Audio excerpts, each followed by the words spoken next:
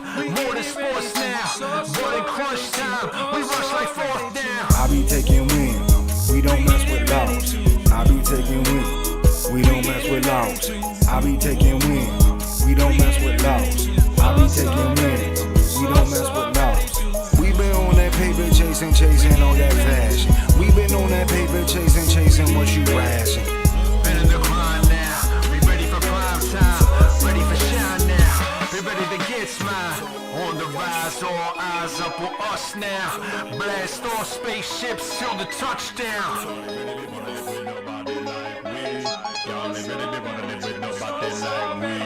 Energy level on high. Put that trouble on fire. Double it down, I'ma spit it around. Click, clack, boom, we the best in town. Energy level on high. Put that trouble on fire. Double it down, I'ma spit it around. Click, clack, boom, we the best in town. I started off the lowest point in life, though. I started off the lowest point in life, though.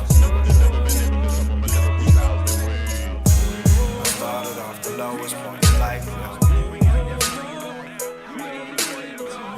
I started off the lowest point in life, though. I started off the lowest point in life, though.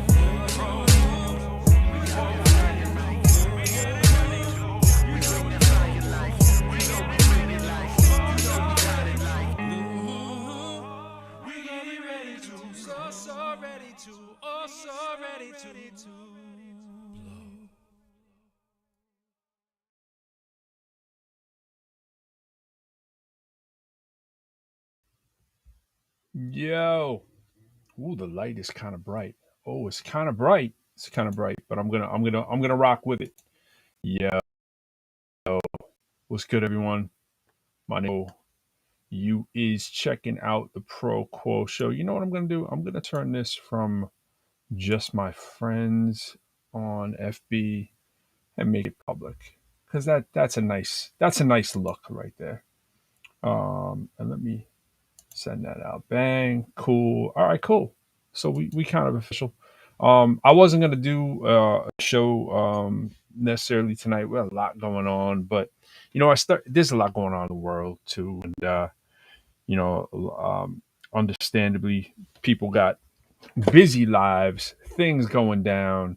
I was in Clubhouse a little earlier, and I was looking at what By the way, if you're not on Clubhouse, check out Clubhouse. I say that all the time, but I tend to think the people who check it out. But when I was on Clubhouse, I was looking at what the topics would be, and crypto has been replaced by Chat GPT. In terms of like the thing that everyone wants to talk about, all the people on there for the get rich quick topics are definitely checking that out. And I think probably the next most popular posts that are on there is the Tyree Nichols killing. So people are talking about that obviously since the footage has been out. I have sort of done myself a favor for the day anyways. I haven't looked at the footage. It's always a psychological trip looking at this stuff, but that's what a lot of the rooms are right now, talking about that case. And there's a lot going on with that. I'm looking right now. There are 7 posts in my feed right now, 8 posts on my feed right now. And there are, that's the third one on Chat GPT. So if you haven't checked out what Chat GPT is, obviously is bots. And what those bots can do for you is sort of the topic on when you get on to Clubhouse. People want to know how that's going to make them money or why they should be talking about it to get them people checking out or whatever. But here at the Pro Quo Show, we don't generally care about how many people are watching.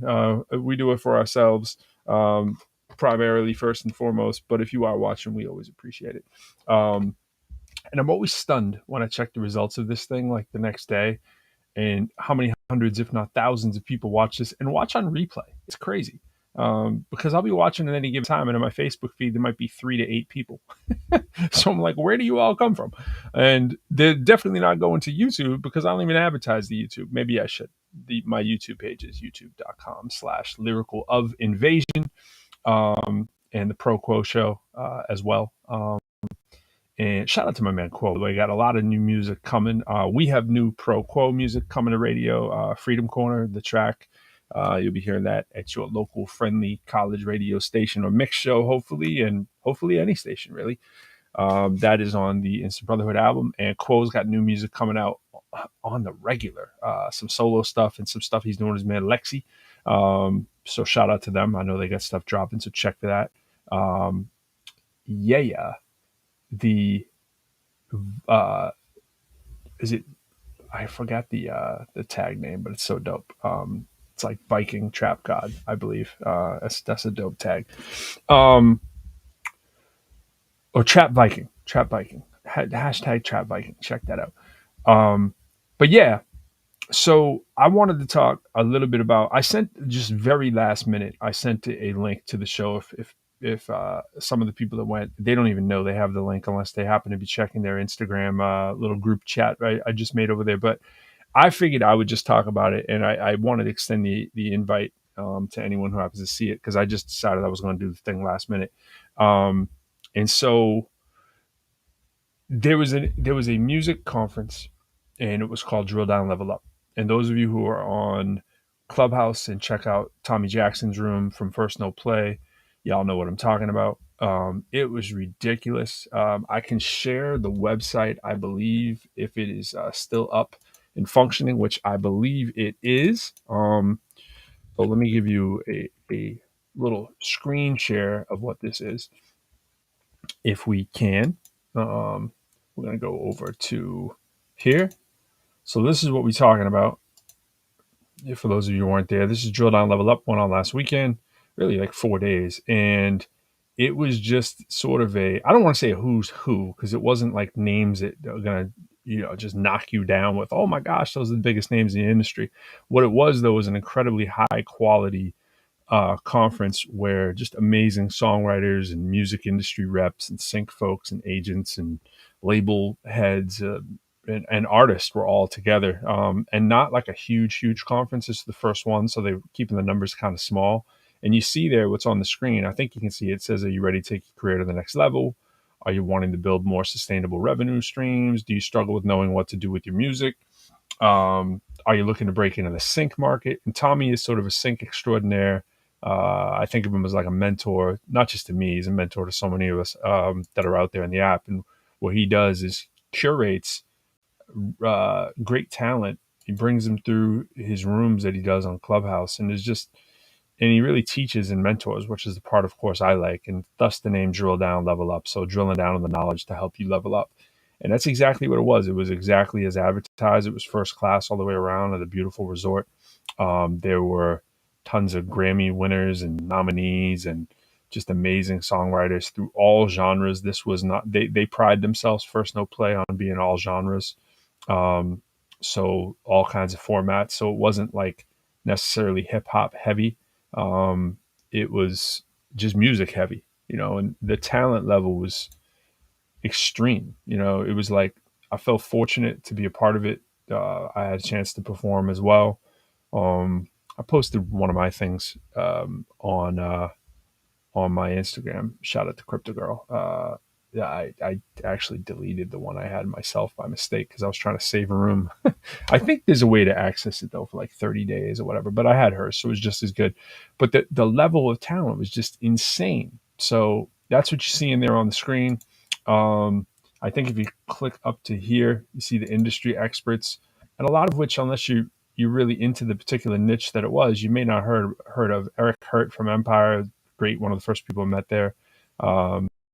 His daughter was with Tommy too, doing internships. Harold Shedd is like country music giant. He's responsible for the careers of, like, it feels like almost everybody in there. Gary Archer was there. He's super knowledgeable, great dude. Daraj was there, who's got like crazy syncs all over the industry. This guy, John Michael Ogletree, who's a piano player. Just insane, great dude. Got to speak with him. Just so many of these people. I mean, the list goes on. Everybody there. Ellie Duke is Tommy's main artist. So this is sort of like the fodder for the tour that they're doing, and sort of a scheme and blueprint for how they would run their tour. Nicky was dope. He's from Mass too, and I think I know who he was when he was younger, um, which is crazy. He's out on the West Coast now. So many Megan Barber's doing huge things with Buddha Jones. Marty Dodson, unbelievable songwriter. Tim Jackson, it was great meeting him. The brother of Tommy, just a legend in his own right in writing and storytelling through country music. And Timothy Bloom, oh my gosh, Timothy Bloom is like he's like Prince, and that's way too limiting. I mean, it's crazy. He's I don't know who like Life Jennings meets Prince meets Music Soul Child meets Michael Jackson meets Jimi Hendrix. I don't know. He's just guitar playing, keyboard, songwriting, singer, just super humble, unbelievable. 2 Grammy awards at his crib. Hopefully a third coming in his way. So that's the kind of crazy talent that there was at that particular conference. So, and that's just a slice of it, because those are just mostly the industry people. And there was a night where the industry people performed, and there was a night where I think what he called icons, the rest of us, just the performers were performing. And he was trying to get, the performers to level up to that level as well, and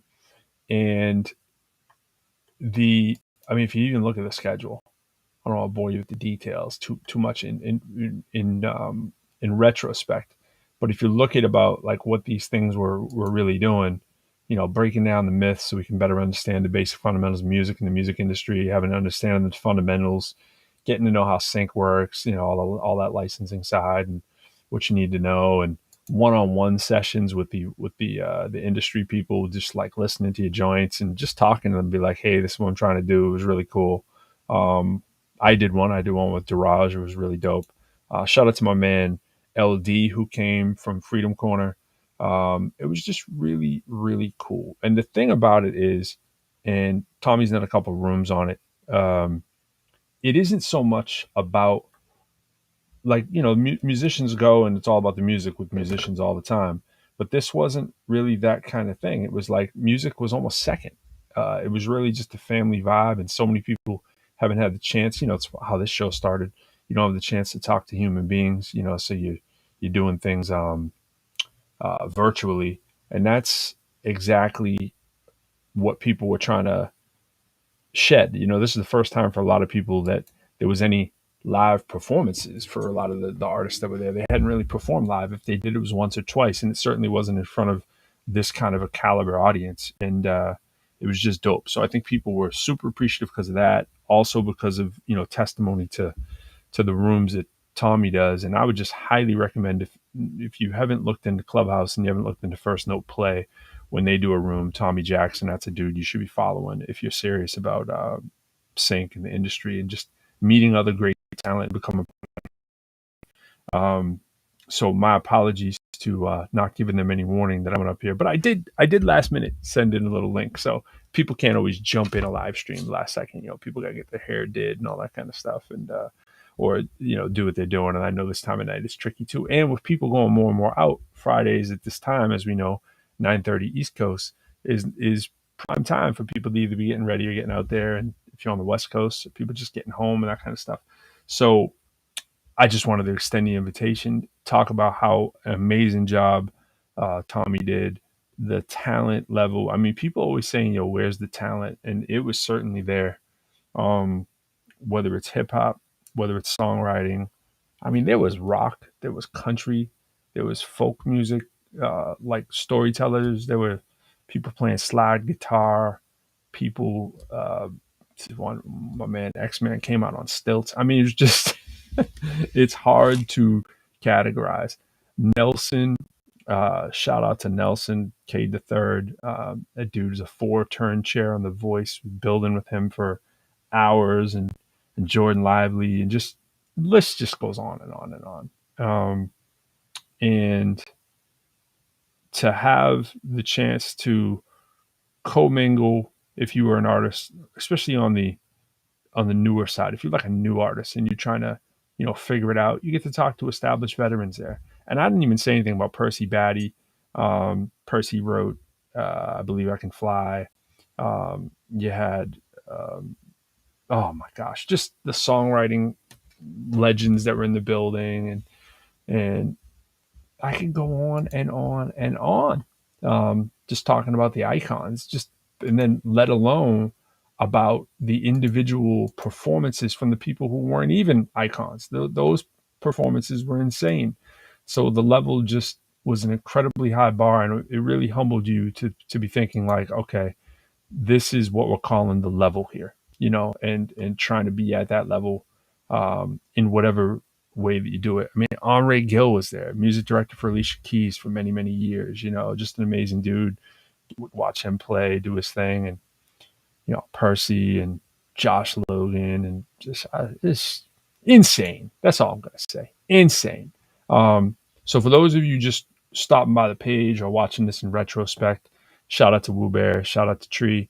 Um, my comments are a little screwed up right now, so I can't. I can see that y'all came in and said what's up, but I can't see the comments at the moment. So, but there they are. I see you, Tree. I see you. Good evening. Good evening. Good evening. Good evening. Let me put that one up there just to see if it's working. Yeah, okay. I can at least put it up there. The rest of you guys, I can see the likes. I just can't see the words. Depends which way you're coming through. If you're coming through, the Facebook ones are active though. Yeah, so it's just an unbelievable conference. I can't say enough about it. I just wanted to come on and give my testimony for it and say how incredible it was. If you get a chance, search the hashtag drill down level up. On Instagram, you will just see amazing clips. It's drill down level up. You might see ones under the hashtag first note play, and just check out some of those artists that I mentioned and watch their clips of this. It's just crazy, bro.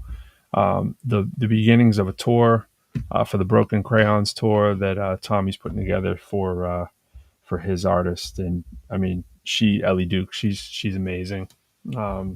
I hate saying like a Taylor Swift, but that gets thrown around a lot with what she does. She's very Taylor Swift-esque, but with a whole different kind of personality and just an amazing savvy, and for somebody so young and new in the industry, and just an amazing songwriter. And so there's a lot going into her and the career of so many other artists that, you just try to piece together. I mean, for my thing, I did spoken word. I did the beginning of our song, Freedom Corner, which my verse in is very similar to the verse that I do in Raptivism. So it kind of worked nicely to make it palatable for people. And then, did that. And, that's in between a couple other people rapping. And shout out to Muncie, who was after me, and shout out to X-Man, who was before me. But it wasn't like a rap heavy conference either. It was really cool getting to be, part of that, not feeling like you're at a rap show. It can be a lot. When you're I don't know how many rap shows y'all been to, especially if you're not rap artists or whatever, but rap shows with just all rappers, I mean, it can get tough. You know what I'm saying? It's cool to be at a show and there's someone else who does something, whether it's get up and play live on the piano or, and my man John, oh my gosh, Ogletree playing the piano. I got to find a video of him playing piano. By the way, he's a little person. He's like 3 foot something. And he has a specially rigged piano. He plays with the flair of like Liberace, people were comparing him to. I think that's an understatement.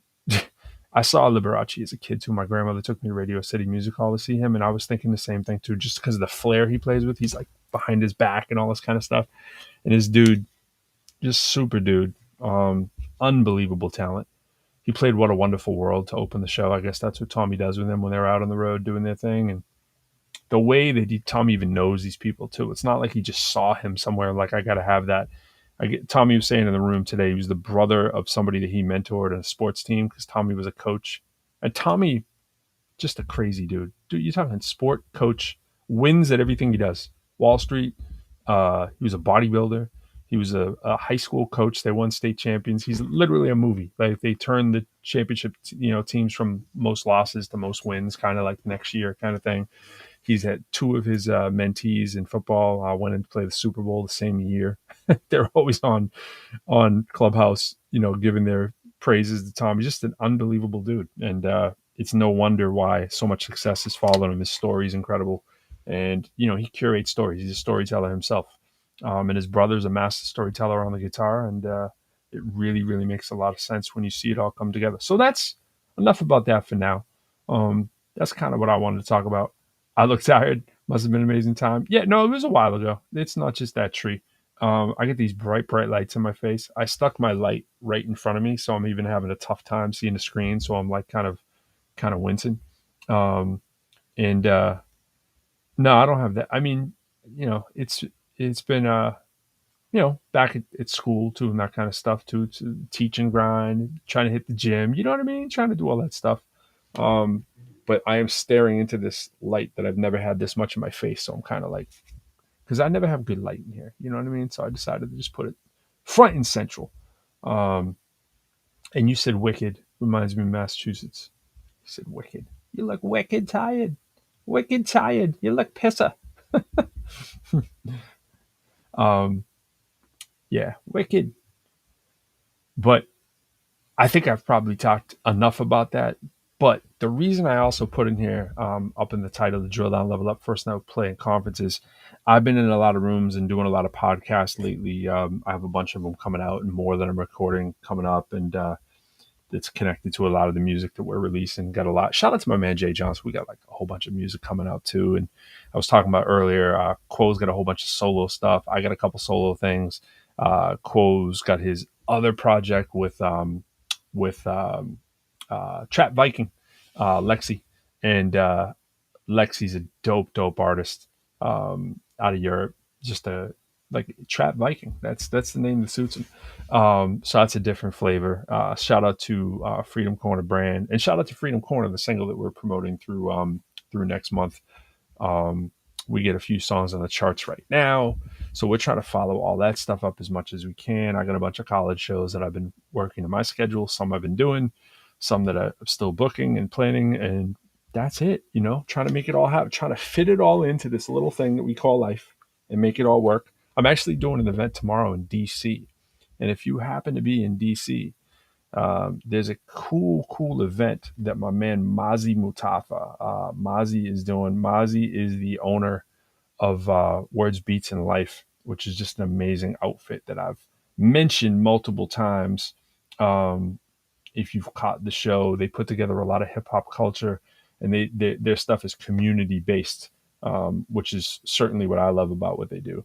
So by community based, meaning they do an education in the community as sort of an option for a lot of things have been cut, but they've been able to piece together so much that they're a vendor for the youth here in the District of Columbia. And anyways, they're putting together an event tomorrow. It's spoken word, it's rap, it's freestyle battles, compliment battle. I'm going to compliment battle. I'm sure somebody's watching me right now because they announced who the people are. I never heard of the people who are in there. And by the way, that's no shade because it is a compliment battle. So I want to compliment you on your wonderful names already. And so doing that tomorrow afternoon, and if I make it to the finals, do it. They were needing people, and he was like, "Bro, we need some people for this." And I thought at first they meant maybe judging, and they're like, "Nah, you can hop right in, come get that bag." So do what we can. We'll see what happens. It's compliment battles are fun.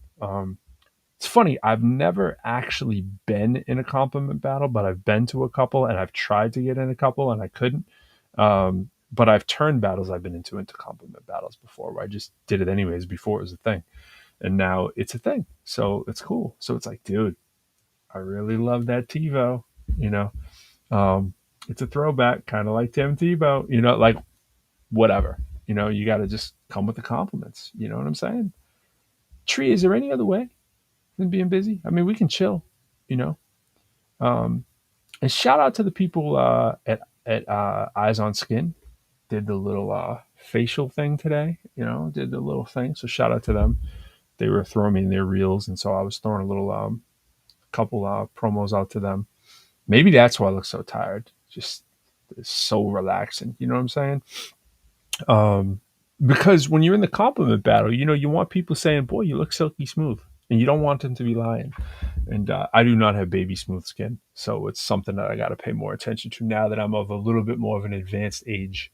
You know what I'm saying? I got to make sure that I don't start, cracking in the sunlight. That's another thing too. They always tell you at these places is to not just moisturize, but they're always like, "Do you have sunscreen on?" I'm like, "It's winter," and they're like, they remind you that the sun doesn't care if it's winter or not.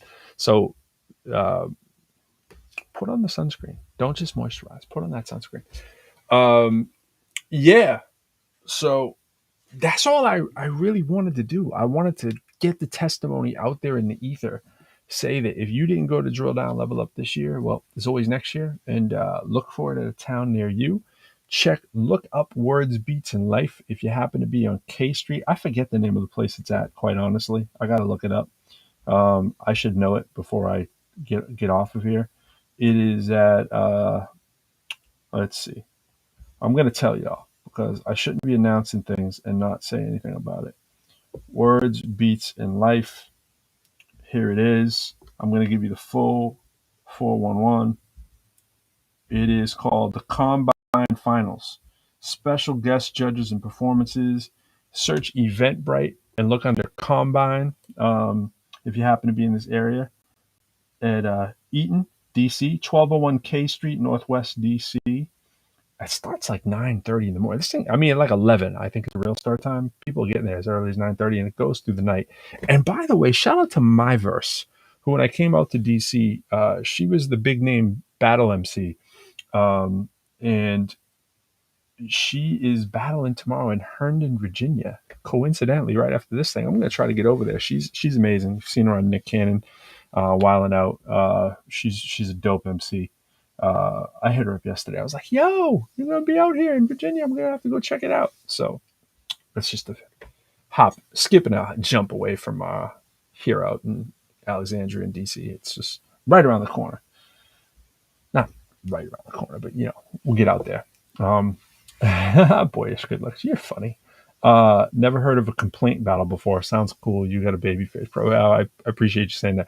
The complaint battle is just a regular battle. This is don't forget, this is a compliment battle. So you got to be complimented and be like, dude, really liking that coat. You know what I mean? Like it's instead of the opposite, which is so it bodes well if you got a sense of humor, and a lot of times in battles, I go to the sense of humor. I used to always go to, and you don't win that many battles when you're really angry. It's cool. You can get through a round or two, but the crowd's got to kind of like you. And after a while, if you're beating everybody all the time, it's just human nature to want to root for the underdog. And I've been in battles where they rank people like after the first round and been ranked first. I remember I went in this one battle in Maine with my whole crew, which I usually don't do. And when I say whole crew, it was like 5 people. And we went up there to Portsmouth, Maine, and they were like 32 people in this. It was an Iron Mike battle. And after the first round, they go, leading the top 32, Lyrical. And I was like, don't say that. Now everyone's going to be gunning on you. They're looking at your clothes all day. They're figuring out, you just want to skim by under the radar. So a lot of the battles, you're just coming up with fodder to insult somebody. This battle, you got to come up with fodder to compliment them. So it'll be fun. I may not win that, but when I used to just do angry all the time, how dare you insult my intelligence? How dare you think that you can battle me? Blah, blah, blah. Those are the ones I would lose, right? And it's the ones you don't take it as hardcore that you end up winning. You might flex a little bit on them, you know what I'm saying? But then you gotta switch it up. You gotta come with the curveballs, is what I'm saying. So, I see the type of mistake. Tree, I hope it's all well in Massachusetts. Are you doing the Cape thing right now? Where are you? What part of Mass are you coming to us from? You just chilling? Let me put this up there. People see your comment. Never heard of a complaint battle. That was your typo. Let's see. Type mistake. There you are. Yeah. Why are these comments coming through so slow? They're coming through so slow. They're like trickling one at a time. Not just you. They're just trickling one at a time. It depends where they're coming from, too. Yeah. I saw some of that snow up there, too. And see, that's the other thing. Like, I talk about that, too. The lack of snow here in this particular area, and that's the difference. When you're in Northern Virginia compared to Boston, you forget that it might be snowing up there. You're like, man. So we usually will miss out when you get hit. So I'm already thinking about spring. Like right here, after you get through January, you're like, oh, spring. There you're like, oh, we got to get through February. Man, we got to get through March. Sometimes you got to get through April. If you've been to a Red Sox game in April, that is not usually pleasant. In fact, I think you're in the Cape. Yeah, that's what I thought. They should be able to ban all East Coast games like let's say New York and North, just don't have any home games at the beginning, beginning of April. Just schedule. I don't think that's hard to do. People talk about it not being fair. I'm like, what's not fair is playing baseball in April in New England or New York City for that matter. It can only, it's like 4 or 5 degrees warmer in New York City, maybe. You know what I mean? It's crazy. It's like you shouldn't have a game before April 20th, 25th or something in Boston. And if you're going to have one, have weekend games or early evening games, right? That's all I'm saying. It's just, it shouldn't be that hard to schedule. You know what I mean? Maybe it's just me. And by the way, I'm a little excited about the All-Star game. I might break out the Jason Tatum sweatshirt tomorrow, which will give much more rooms for compliment. um, but which can don't get it twisted. People can throw shade while they're throwing compliments. I totally intend to as well, unless somebody says that's not in the rules. I will be giving some backhanded compliments. Trust that will happen. Now I don't have any preparation because I don't really know who the people are. You can't really prep, but I wasn't happy. Again, kind of like what I was saying about the other thing. I wasn't happy they put my name in there. My name is very searchable, so they're gonna be like, "Who's this Professor Lyrical guy?" I'm trying to fly in under the radar. You know what I mean? I'm trying to fly in.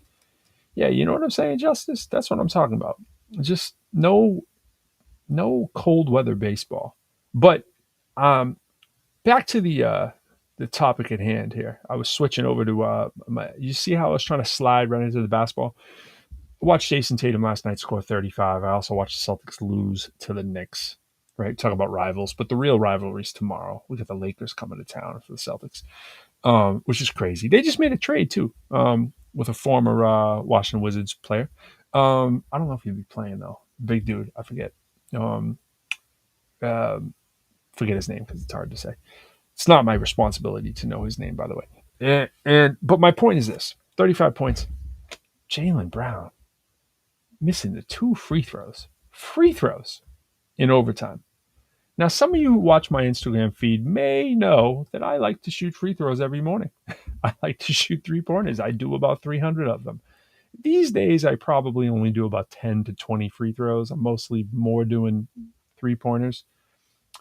But as I was saying in one of the posts yesterday, like I'll shoot like 5 in a row and then stop, and I feel like I got good form and then back out to the 3-point line.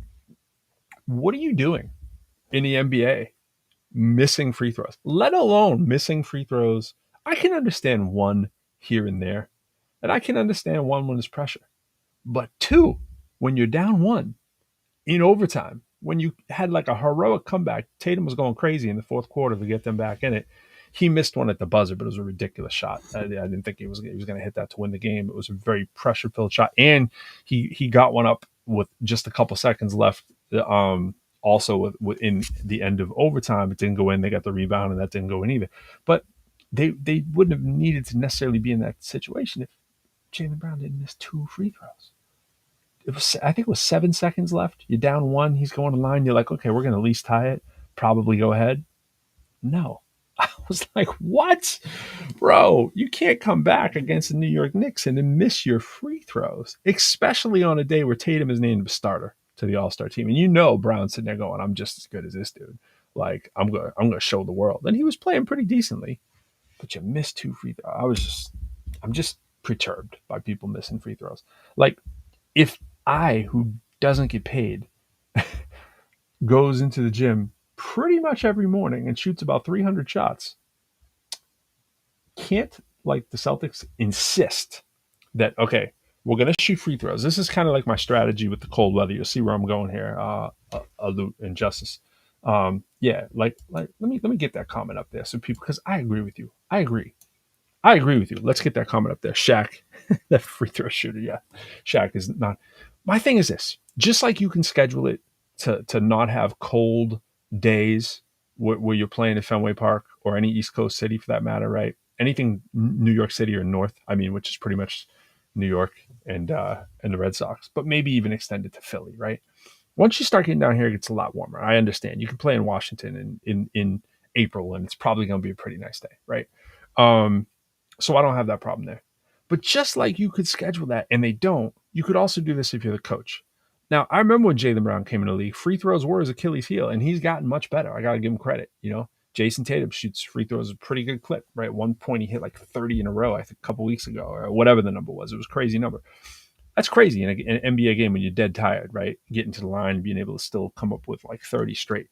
But my point is, even if you can't get 30 straight, I mean, you should be able to hit 23 out of 30 with not too much effort, right? And that's going to get you 70%.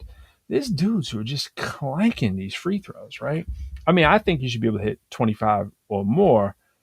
Personally, I think you should be really close to 30. If you're getting paid like 30 million like they are, I'm just saying, if your percentage of your free throw is below 80, if you're below 80%, the coach should be like, okay, you have to do 100 extra free throws every practice. Or even if you don't have practice, I need you to get in the gym and do 100, right? And if you're just gradually reduce that number as your percentage goes up, you know what I'm saying? Or double the amount of free throws. I mean, what's that going to take? A half hour? You know what I'm saying? I mean, they got people giving the ball right back to them. I mean, you can get up 100 free throws and with someone giving you the ball back in 10 minutes. I mean, true, right? So just insist it every single day. If you shoot 100 extra free throws a day, there's no way you're not going to increase your percentage point, especially with some of the best coaches in the world.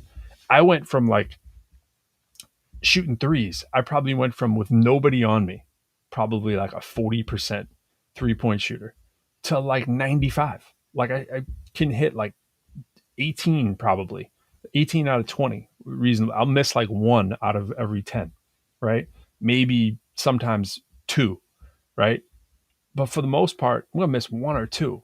I don't get paid to go into the gym and shoot threes, and I don't got nobody returning the ball, bro. So I got no patience for people not being able to hit a free throw, bro, to lose a game.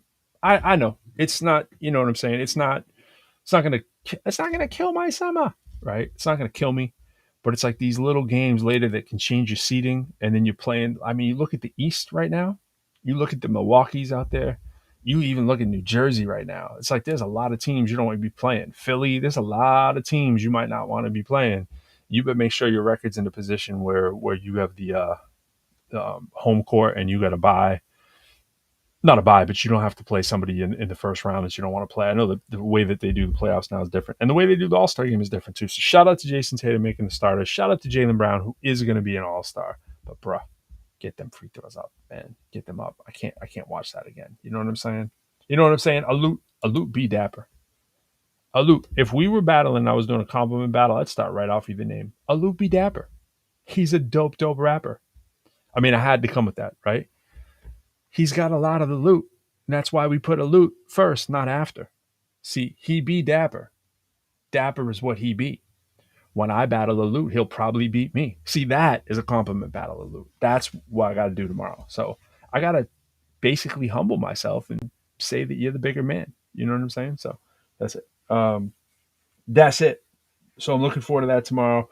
I don't think I gave the address. Let's see if I can put it up here on the screen. We talked a lot about Drill Down Level Up, which was an amazing conference, and you should go to it next year if you don't already have it on your radar by now. Let's give you this flyer too. Words, Beats, and Life, an amazing organization out here. This is the let's share the screen, shall we? Let's share the screen. Let's go with that right there. So that's what we're talking about tomorrow. Look at that. Literary Decathlon, January 28th, 7 o'clock. The finals, $10K in cash and prizes. Special guests, judges, and performances. Get your tickets on Eventbrite if you happen to be in DC. MCs and storytellers. They have hosting contests. They have trivia, hip-hop contests. A lot of stuff to get the kids involved and try to get some people some free money. So trying to make sure we get the word out there. So that's 1201 K Street, Northwest DC, not too far from the White House in that neck of the woods. So yeah, don't say I didn't tell you. Shout out to my man Mozzie. And yeah, shout out to Mozzie. Can't wait for that because they do some good stuff. When I first came out here, I got to win a battle at the Kennedy Center, which was crazy. Shout out to my man Doomy. And it was a lot of the same kind of people. Mozzie is behind a lot of the events that take place at the Kennedy Center, especially for organic community-based hip-hop. Got to do some performances outside for them after that, too, that he put me in. And some work with Words, Beats, and Life, teaching some lyricism courses and being on their radio station a few times. Big shout out to them. They do big, big things. Yeah, we do have a world full of angry people. You're right. I'm gonna put that up there. Um, that is a true thing, Justice. We need a little love. We need a little lyrical love. I see what you did there. I got a song coming. It borders on a little too sappy, as do some of my songs sometimes. Um, the ones that I want to show you that I don't. Um, but it's I was singing it, the hook. It's got the instrumental's like do da da da da da da da da da da da da, and the beat's like boom ba-dum, ba-dum, ba-dum. You know what I mean? And so I'm just getting the beat in my head, and I'm like the melody, and I'm like when everybody's spreading love, like I'm like da da da da da da. Well, I'm like, ooh, this is kind of catchy. So I was like, when the world is saying no, I'm like, oh, that's close. When everybody's saying no, what do I say? I say, and I was thinking of like a kid doing tattletale, like na na na na na, not tattletale, but like teasing. When everybody's saying no, I say na na na na na. Like I'm just tuning you out. When everybody's saying no, I'm not listening. So I made the song about, when the world is telling you no. Sometimes you just got to tune it out, basically, and we just put it into my melody kind of thing and make it part of my hook. And my son, he hears me singing it. It's real catchy. Shout out to my man Jay Johnson, by the way. The song's coming. Shout out to my man Robbie Rowland, who's engineering the track right now. Speaking of Massachusetts, if you're not messing with Robbie Rowland at Echo, what are you doing? What are you doing? So I'm like, when everybody's spreading, my son is like, Daddy, you should say, when everybody's spreading hate, I spread love. I was like, what? That's dope. I'm putting that in the end. You got to get the co-write, baby. So my son is got the co-write on that song. So I couldn't get him to sing it though. He sings better than me, and he wouldn't do it. Right here, I was like, can you come sing that over here? You want to see what right here is? Right here's right here. So that's what right here is. Right into the sound thingy majiggy. And then I got the walls kind of semi soundproof. Robbie's always getting mad at me though because I got some hiss, and I'm telling him my computer, because I have my mic right next to my computer's stupid noisy. Like right now, I can hear the noise coming off here. You probably aren't hearing it too much unless you jack the levels up. He's like, nah, it's your converter box. I've switched my converter box. It makes the same noise. So I got a brand new one that I don't even use. So unless it's a faulty wire or something like that, but it's not, because I touched the wires and it's not the wires. So noisy computer. So if I was really, really careful, instead of just using plugins and stuff that can get rid of the noise, maybe I'd have a little bit more soundproof too. But it's not even that. It's the hum from this computer when it's been on for a while. So yeah, I need a longer wire and I need to set up my mic elsewhere, but then I got to come around and hit play. You know what I mean? Not everyone has a Robbie Rowland in the house to do this stuff.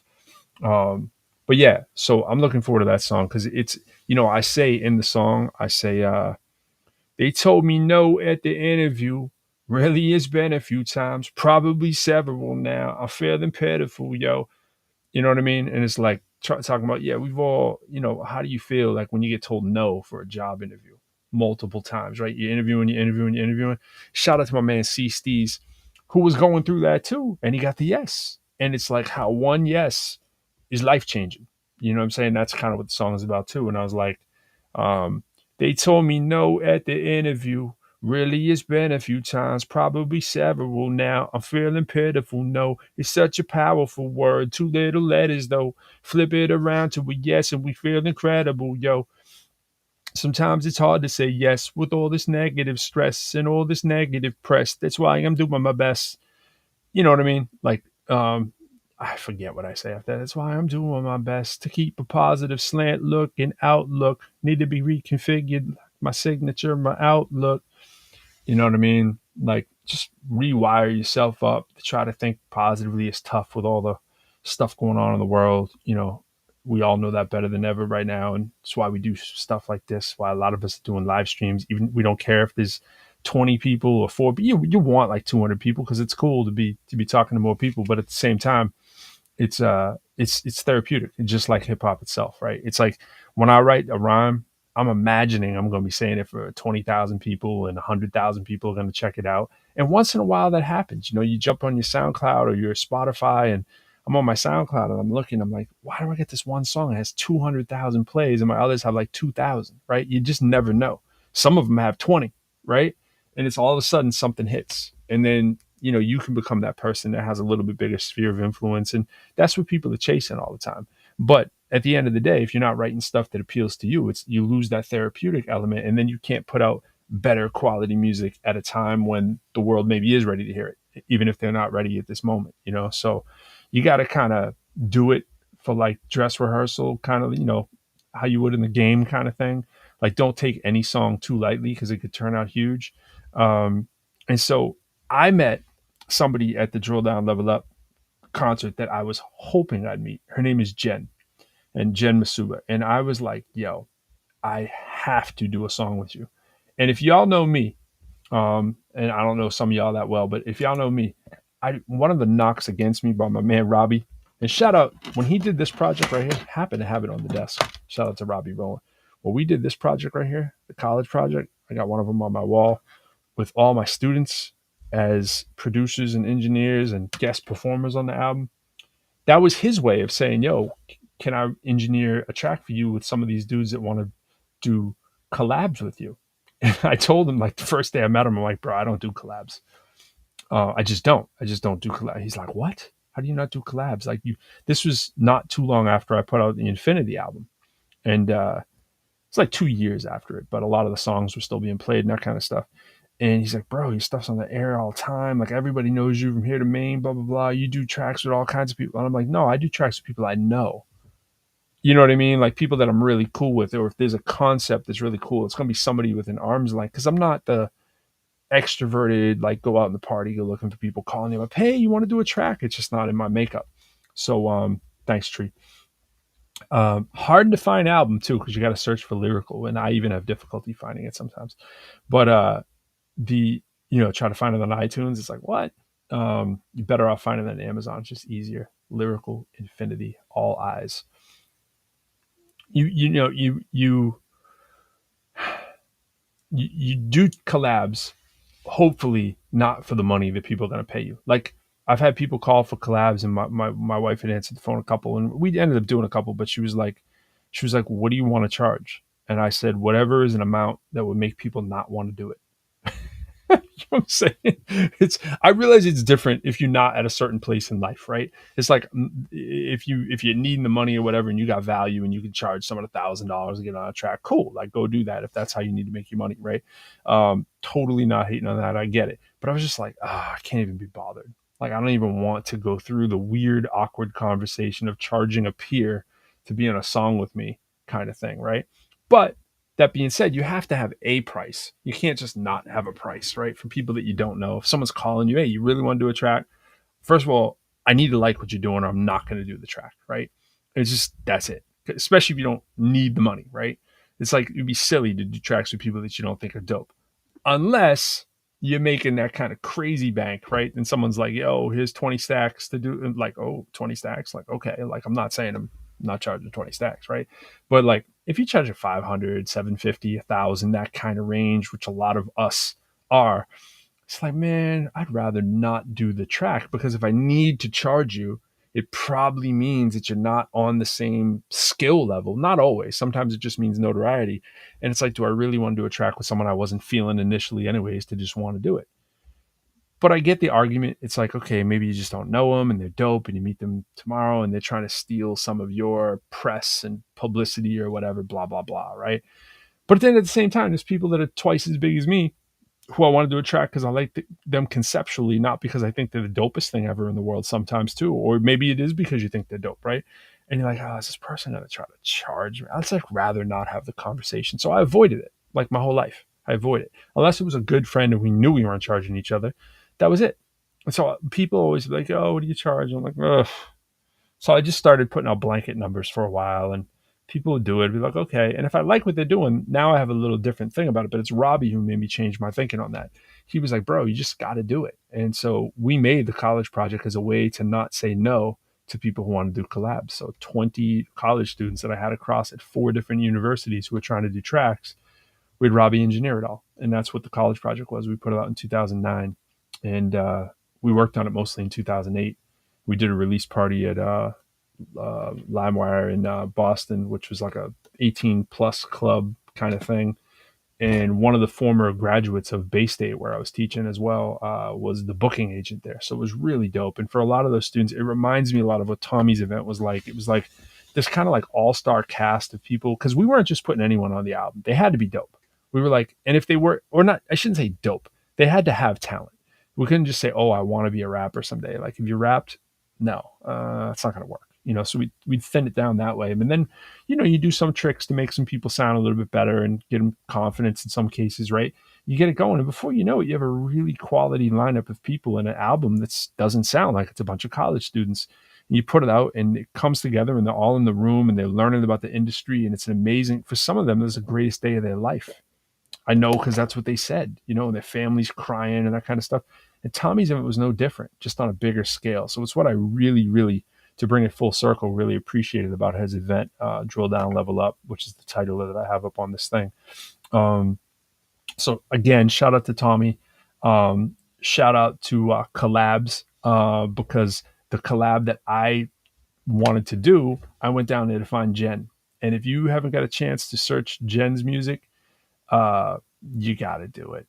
She's just a special human. And shout out to Brandon, who pulled her up on stage, and she was having a bad day. And we've talked about the story a lot on Facebook. Tommy talks about it. It was just an unbelievable moment. He has a song called Perfect, and it's like an uplifting song. Say God made you perfect, kind of like with all your imperfections. And she was having a tough day. She knows the song because she's part of the fam. She's in the room, and everyone knows the song. It's one of the best songs I've ever heard on Clubhouse. Shout out to Brandon Jarrell.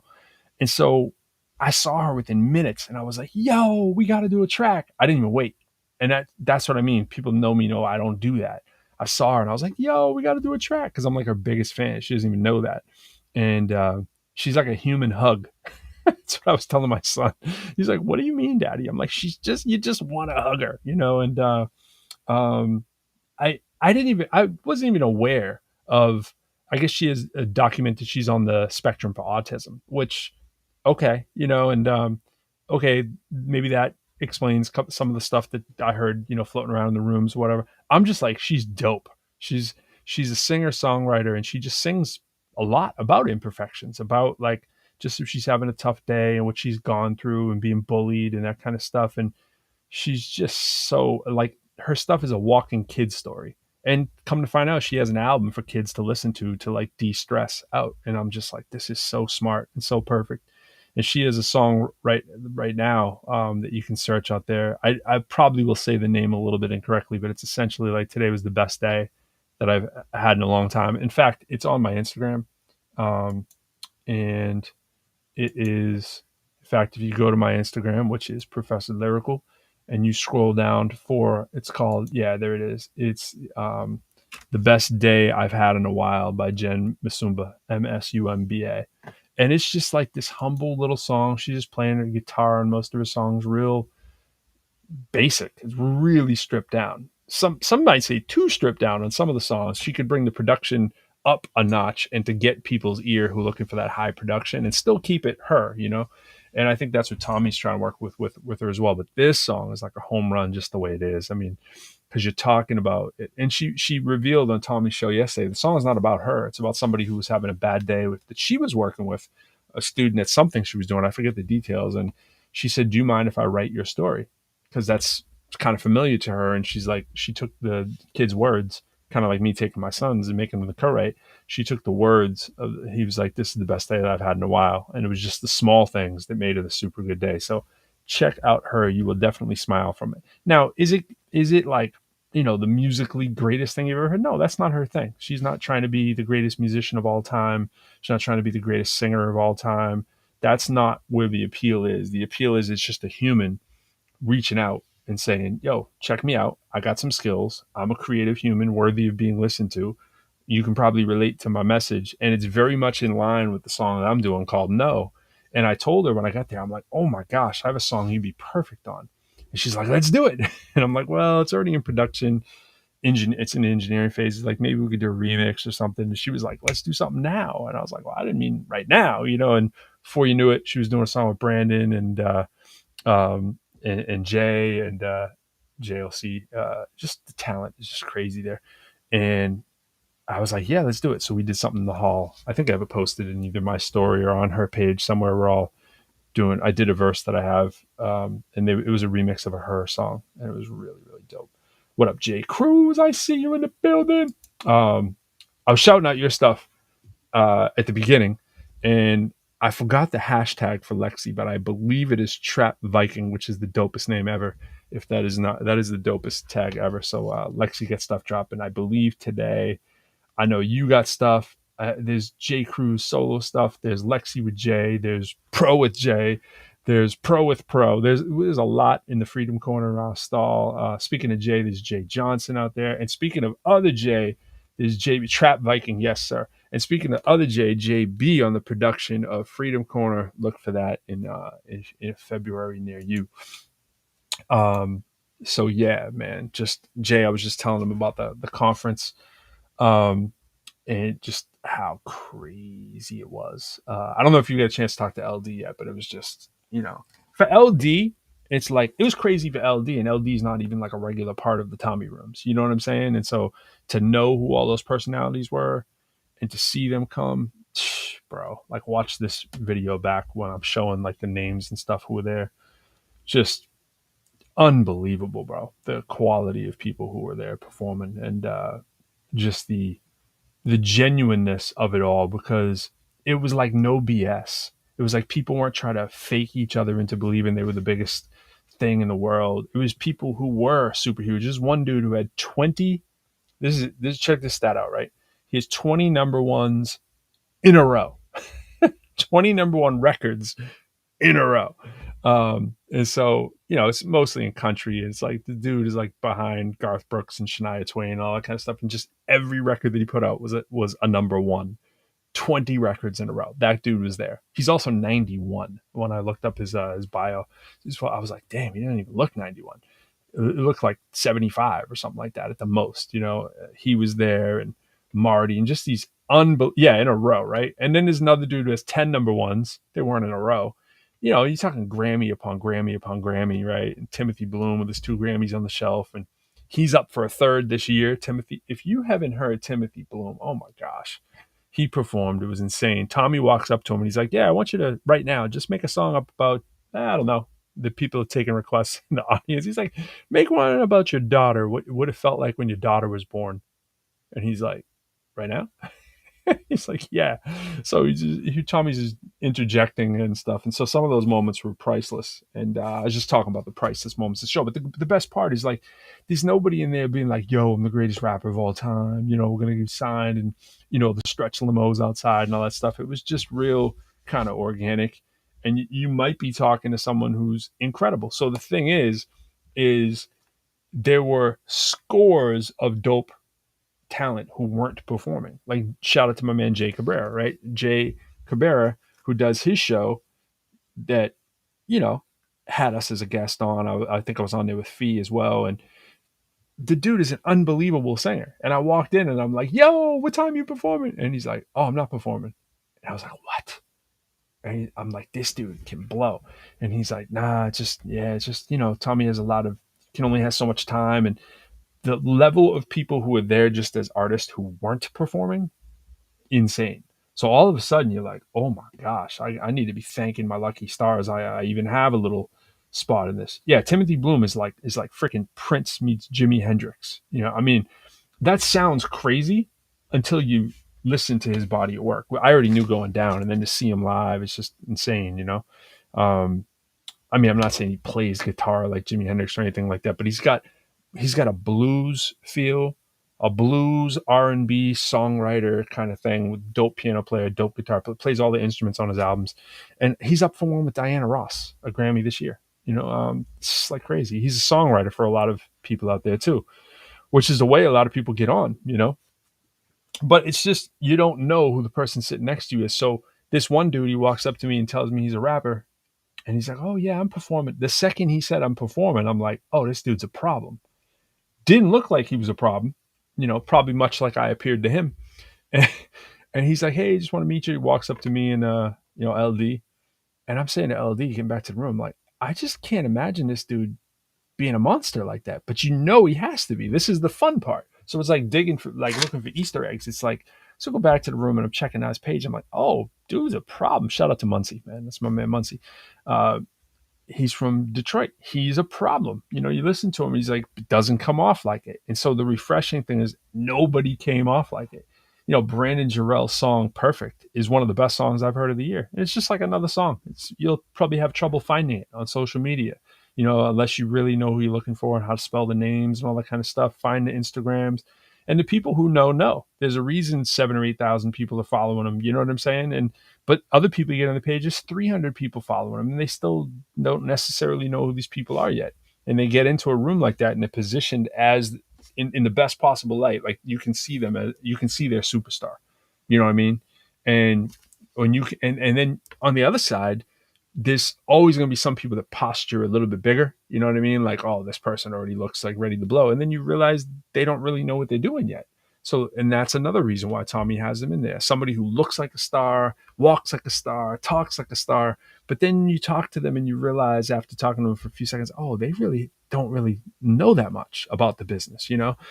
And they need to be kind of walked through it. And so someone like Jen Masumba is, you could picture her being in this light. And she didn't even perform until she was pulled up on stage. And I'm like, she's not performing? Like, and I know how much Tommy loves her. So he's trying to curate the right show. But at the same time, he's trying to drill down and level up. He's trying to teach people about the industry.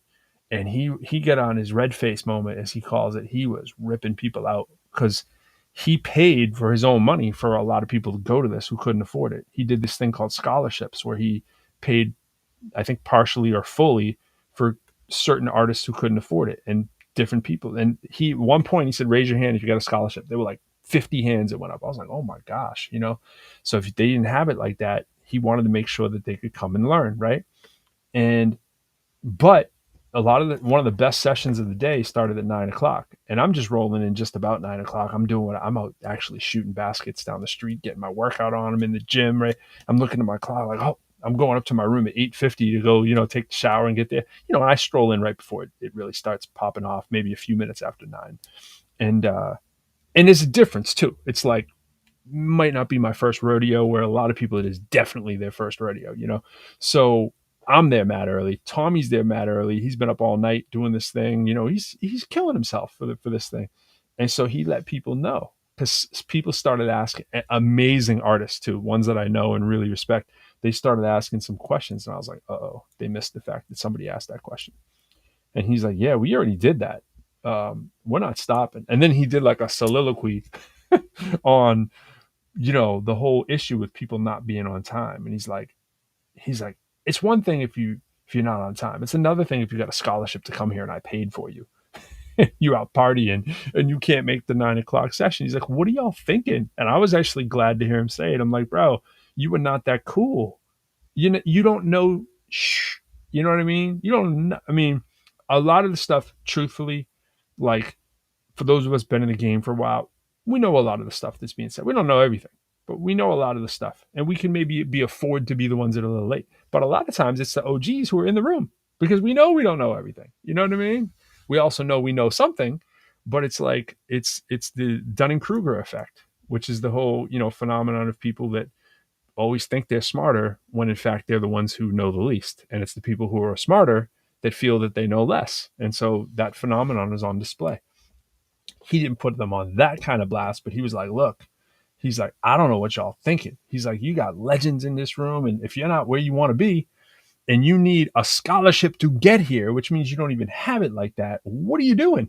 You know what I'm saying? So I was like, ooh, yeah, okay. He laid it down for him. So yeah, it was out there. Yeah, it was.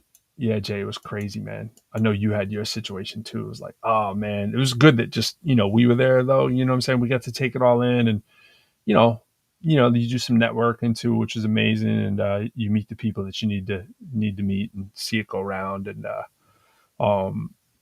yeah, you were there in presence, because I had the hook of the song, and with you doing the hook, I'm like, Quo's in the building. If you see my thing on the thing, like Quo's in spirit. So you were represented. But for people who missed it, strongly recommend you check all these videos popping off and get in one of those rooms. Get in a First No Play Clubhouse room, and you can't get in all of them, nor can I, but just amazing having access to even just like regular people, man, who just do things really well. You think of someone like Gary Archer, just a regular dude who's a legend in his own right, who is just a regular workhorse, and you just love that spirit. I mean, this dude is just like shows up, does what he has to, doesn't need to be there, but he shows up, does what he needs to do, and he's where he is because he goes to things he doesn't need to be there for. And that's what I'm saying. That's the difference. It's like people that don't need to be there are often the ones who are the ones that are there.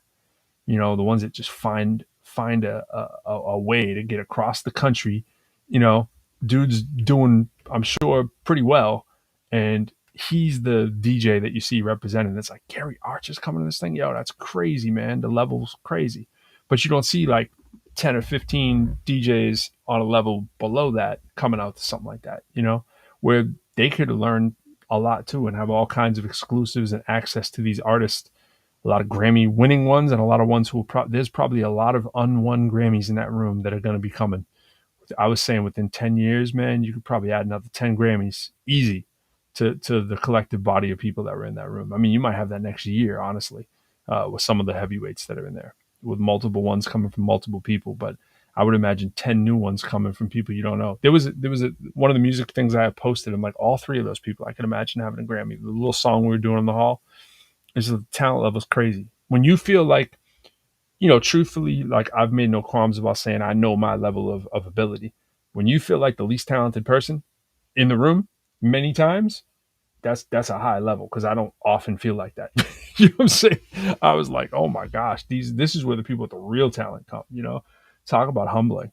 It's just like you're looking around going, do I really deserve to be on this stage kind of thing? And you're just like that. You don't normally think that way, you know what I'm saying? But you start looking around, you're like, oh my gosh, this dude is like arguably the best piano player I've ever seen in my life. And you see Timothy Bloom and you're like, this is arguably one of the best performers I've ever watched in my life. And then you see Brandon Jarrell doing his song, which is arguably my favorite song on all of Clubhouse, you know what I'm saying, which is a huge app. And then you see, Jay singing next to him, and you're like, this dude is one of the best singers I've heard all year, and that's just the people next to you within arm length. And then there's people getting up doing country. The songwriting ability of some of the people doing the country, just stupid ill. I'm just like, stop it. I mean, and I am, I think most people have probably known that have heard me. I am not a big country guy, much like what the criticism of hip hop music is, the stuff that makes the radio for me is nothing that I'm saying, wow, like that's amazing. Like I'm generally not saying that, but I was saying, wow, that's amazing to a whole lot of stuff that was there for people that I'd, never even heard of before. And you see why they're winning the awards that they're winning. I'm just like, oh my gosh.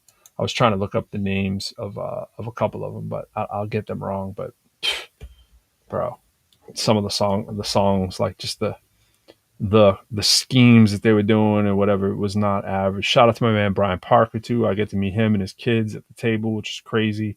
A lot of like spiritual, motivational kind of stuff going on in that room. So it was the right vibe, and I just can't say enough about it. But you know what? I think I did say enough about it. So I should wrap that up. Seeing if I can find the names of a couple more people here. Nah, it's not in any order. Nah, I don't have the order. I don't want to mess it up, but there's a few people there that just off the chain. So yeah. And go Celtics tomorrow, playing the Lakers. That's crazy. I know a few people coming out to the game. Shout out to all the people in Boston that got tickets for that one, because that's going to be crazy. Anytime LeBron comes to the Garden, it's crazy anyways. You know what I'm saying? I think that they were talking about, one of the biggest rivalries, and they were talking about the Knicks. And I'm like, are we overdoing it here? Are the Knicks Celtics really that big of a rivalry when the next day you got, the Lakers coming? John and Heidi. Oh my gosh, John and Heidi. So I got to say this. Let me leave it with this. Um, yeah, definitely Tree. John and Heidi are a duo, a country duo. They're an item, right? They both play guitar. They both sing. They're both amazing songwriters. They shared the guitar on the stage, right? John writes a song about the other man, meaning the one who was there before. I think is the name of the track. So it's from the position of your lady, thinking about the dude she was with before, or maybe think about when you were with someone before, how you're no longer in their life. Ooh, it was dope. And like people have thought about that. You're the one, I'm the man who left before, whatever. I can't do it any kind of justice, won't pretend to. And I don't even remember the melody perfectly until it comes on. But melody's crazy. The scheme is dope. Like, who thinks about that? I want to write a song about the dude who was in your life before and what he must be thinking right now. And he's like, remember that you don't exist anymore. I'm like, wow, that's kind of true. It's just immediately over, and it's like it's just the friendship goes out the window in 99% of the cases, and that's tough, and so he made a song about it, and then he passes the guitar to his wife, and she's writing from another perspective, and it's just like, whoa, is that kind of stuff, you know what I mean? And where the guitar playing is incredible, the songwriting is incredible, the voices are on point, you're just like, how are they not huge? And then you go look and you're like, oh, their little Twitch show that they do, they're talking about, it's like, yeah, the 20,000 listeners we have on. I'm like, 20,000 people on Twitch, man. I barely can get on Twitch. I'm saying, even I've been on Twitch like 20 times on my own page, and I'm like, I still don't really have a handle for Twitch. You either do or you don't. With Twitch, it's one of those apps where if you're a gamer, you're gonna be all over it a little bit more. I understand, but like live streams, like even it's a lot. You know what I'm saying? So, but yeah. So do yourself a favor, check out Timothy Bloom, check out Johnny and Heidi, check out John Michael Ogletree. In fact, you know what? I don't even care. I'm gonna find Ogletree, and I'm gonna play something from him. I'll play a video of his. Now the videos do not do him justice. They don't. I'm going to play him doing Somewhere Over the Rainbow. You got to see this dude. And the dude's super cool. So this is dude doing Somewhere Over the Rainbow. Telling you now. I'm warning you now. Here we go. Parents and students right are after getting this ad. bombarded with misinformation when it comes to college admissions. Yes, I agree. Oh, you need a perfect... All right, here we go. Are you ready?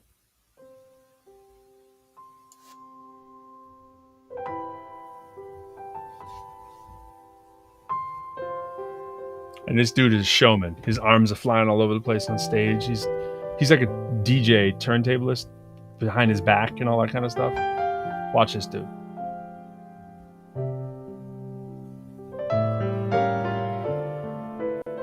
We'll probably get shut off because it's a copywritten song.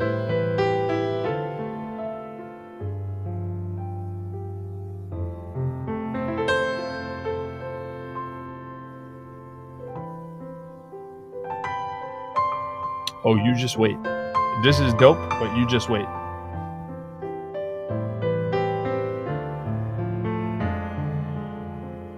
Oh, and he doesn't read music.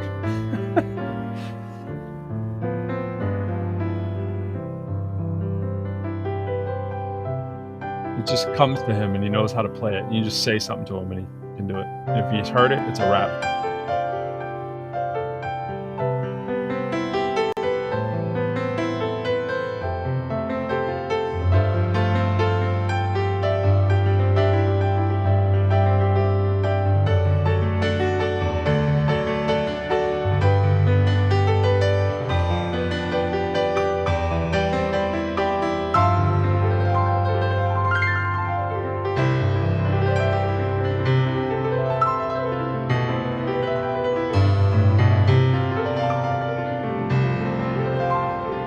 Are you kidding me?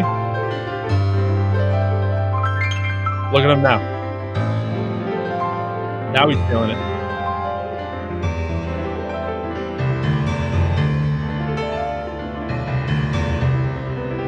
Look at his left hand. What? What? Come on now.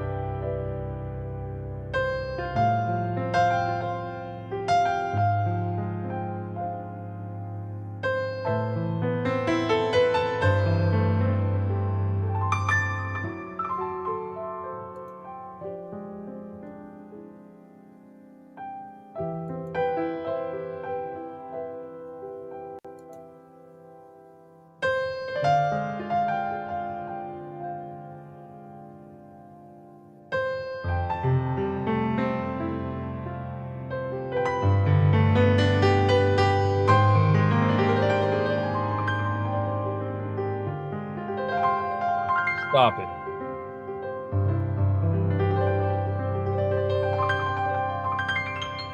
And then he comes out from behind the piano and talks to the audience. And he's like, all like 3 foot, a few inches, comes out and just this Hyundai Elantra versus Honda Civic.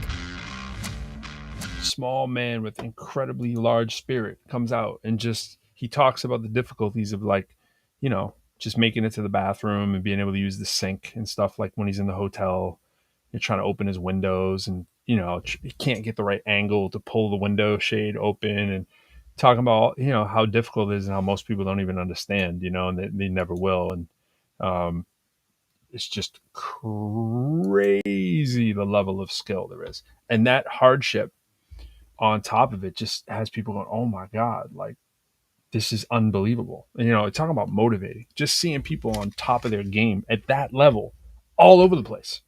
You know what I'm saying? And then you think in retrospect, man, I was asked to do the show. Like, am I in this league? You know what I mean? And you're like, oh my gosh, like wow. That's what I'm saying about humbling. And like people often use that word incorrectly, but that's the right word in that situation. When you realize who wasn't playing the level that they were at, and then being you're like, man, I better, like I was in the gym in the morning thinking about, I was just like, I'll just do the acapella and I'll slide in this instrumental. And I'm like, wait, I better think about this. Like these people are crazy. And I'm just seeing the people. This is before they even played, I'm just like thinking about who they are. I'm like, oh my gosh, these people are crazy town. Like, let me work this. I'm on the treadmill doing the thing. And I'm like, oh, still didn't do it as well as I'd like to, but it's like you in there going, my God, I got to be on point, I'm like, how on point do you need to be for an acapella? You know what I'm saying? That I've practiced quite a bunch, you know what I'm saying? But I'm bringing the instrumental in and I want to cover that verse. And I'm like, which instrumental is perfect? And I've done it to that one before, kind of. And it just has you thinking, you know what I'm saying? So life's short, people. Go hard. I'm pro and I'm out. Thanks for checking in.